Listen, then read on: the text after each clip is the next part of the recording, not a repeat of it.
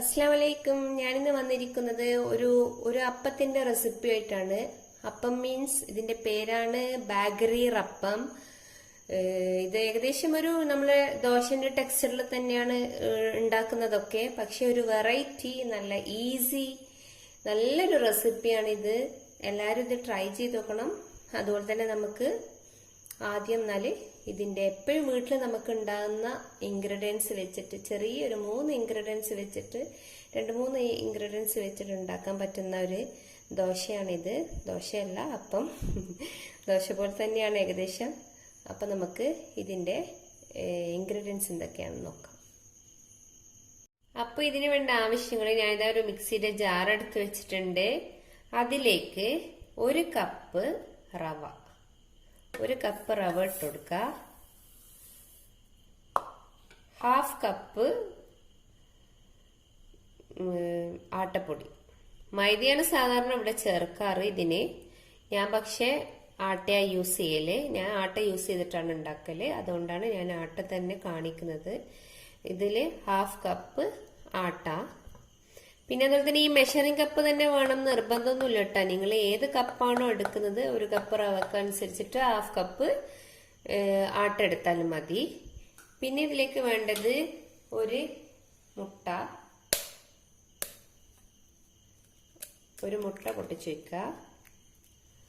Okay.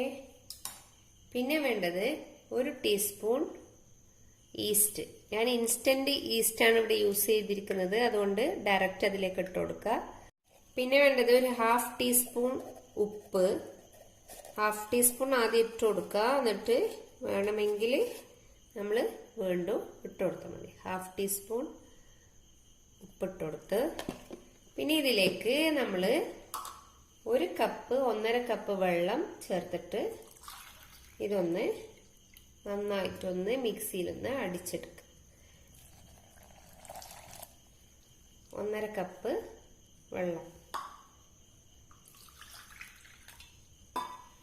ഞാൻ ഇതാ 1.5 cup വെള്ളം ഒഴിച്ചു. ഇനി നമുക്കിതെല്ലാം ഒന്ന് മിക്സിയിലൊന്ന് അടിച്ചിട്ട് വരാം.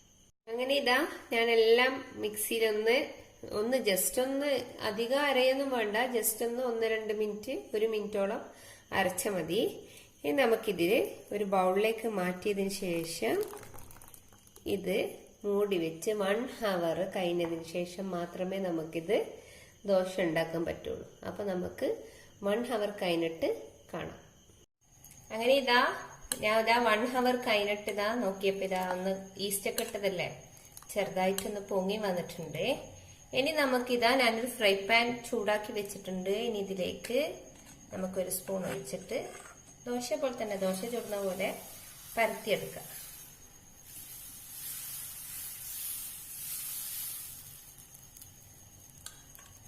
ഓക്കെ. ഇതിങ്ങനെ ബബിൾസ് ആയിട്ട് വരും.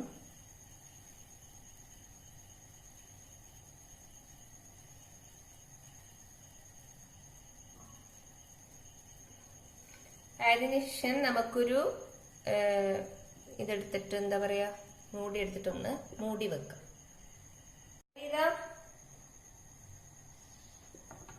ഒരു മിനിറ്റ് കഴിഞ്ഞാല് ഇതിന്റെ അടപ്പൊന്ന് എടുത്ത് മാറ്റാം. ഇനി ഇതിലേക്ക് നമ്മൾ കുറച്ച് ഗീ പരട്ടി കൊടുക്കുക. അത് നിങ്ങളുടെ ഇഷ്ടത്തിനനുസരിച്ചിട്ട് പരട്ടാട്ടോ. ഞാൻ ഗീയാണ് യൂസ് ആക്കല്.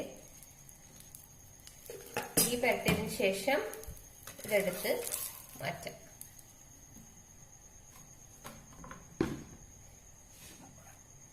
ഇതുപോലെ തന്നെ ബാക്കിയെല്ലാം ചുട്ടെടുക്കാം. അങ്ങനെ ഞാൻ എല്ലാ അപ്പവും ചുട്ടു കഴിഞ്ഞു. എനിക്കിതാ ഇത്രയും ക്വാണ്ടിറ്റിയാണ് കിട്ടിയിരിക്കുന്നത്. നിങ്ങൾക്ക് ഇതിലും കൂടുതൽ വേണമെങ്കിൽ ഇത് അളവ് കൂട്ടുന്നതിനനുസരിച്ചിട്ട് എല്ലാത്തിന്റെയും അളവ് കൂട്ടിയിട്ടുണ്ടാക്കിയാൽ മതി. നല്ലൊരു വെറൈറ്റി ഒരു അപ്പമാണിത്.